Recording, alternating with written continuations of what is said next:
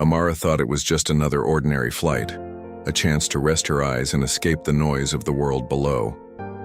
But as the cabin lights dimmed and passengers settled into quiet comfort, something unexpected shattered the calm. The captain's voice, trembling with fear, cut through the silence with a question no one on board ever imagined hearing. What happened next turned a simple journey into a chilling reminder of how quickly peace can collapse when prejudice takes control. Would anyone step forward, or would fear decide the fate of everyone on that plane?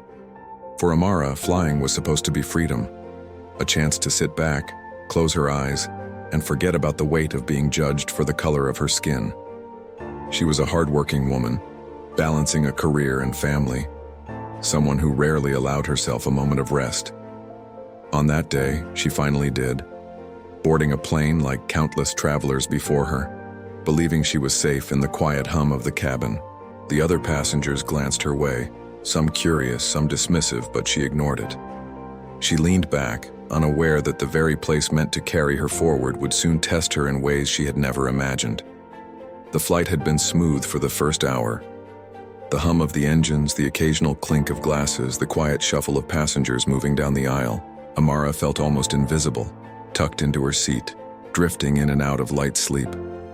But beneath the calm, there were eyes on her, the kind of stares that carry weight, judgmental, lingering, quietly hostile. She had felt them before, in grocery stores, in office meetings, even just walking down the street.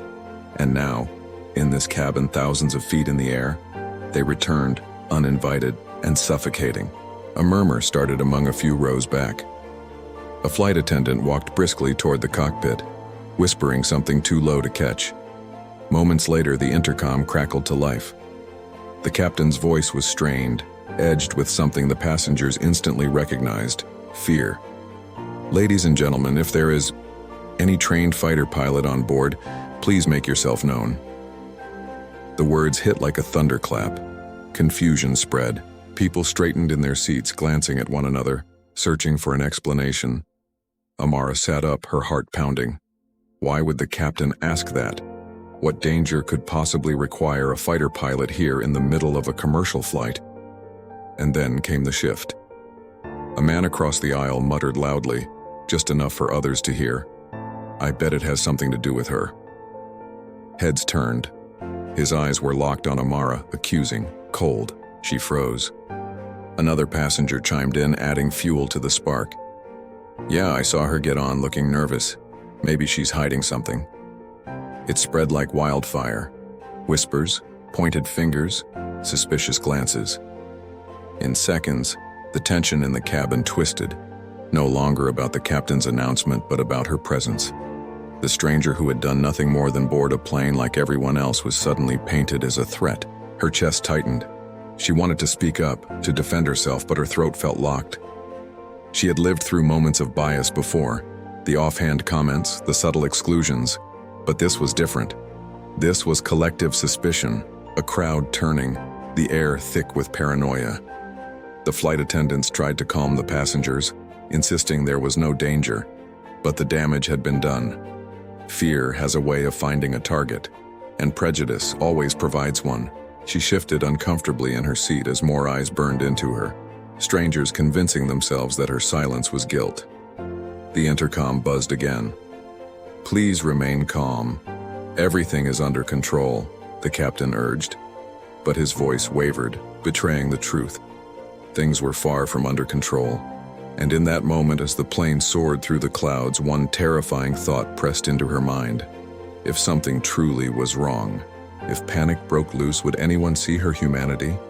Or would she become the scapegoat of their fear? The cabin was no longer calm, it was a storm. Accusations flew like daggers, each word sharper than the last. "She's dangerous. Check her. Don't just sit there." Their fear had found its target, and now it had teeth. Amara's pulse hammered in her ears, drowning out reason, drowning out hope. The flight attendant hesitated, torn between protecting a passenger and calming a mob. But the crowd's pressure was relentless, swelling louder with every second. When the attendant finally reached her, The look in their eyes was enough, uncertainty mixed with pity. "Ma'am, please stand." Her knees weakened as she rose. She could feel the heat of dozens of stairs burning into her skin. Every step down the aisle felt like a march toward judgment, the walls pressing tighter, the whispers cutting deeper. She had done nothing, yet in their eyes, she was already guilty. Words hissed from the shadows of the cabin. Terrorist, threat, danger. They pierced her like arrows, stripping away her humanity with every breath. And then, as if the world wanted to mirror the chaos, the plane lurched violently.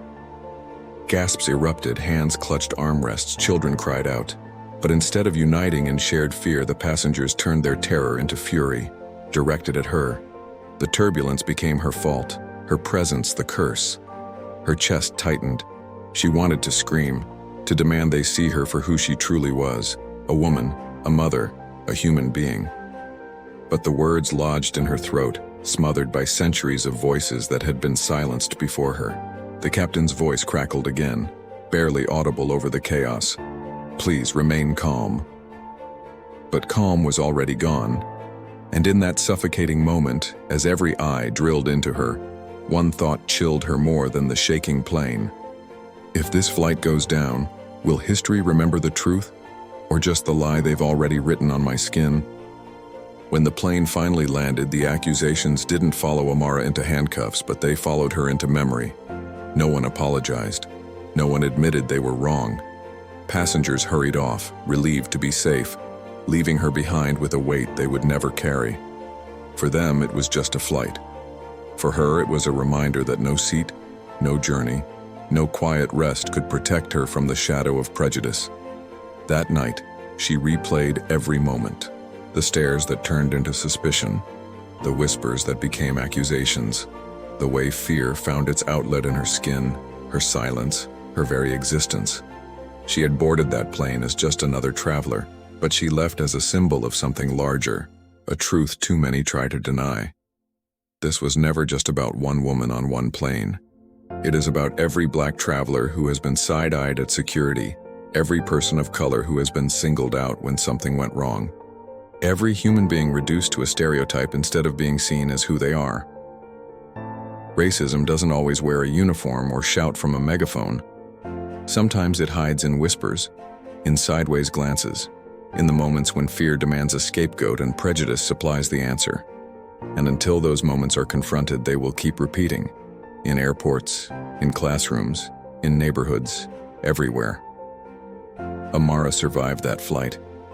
But survival should not be the standard. Dignity, respect, and humanity should be. So the question remains, not just for her story, but for ours.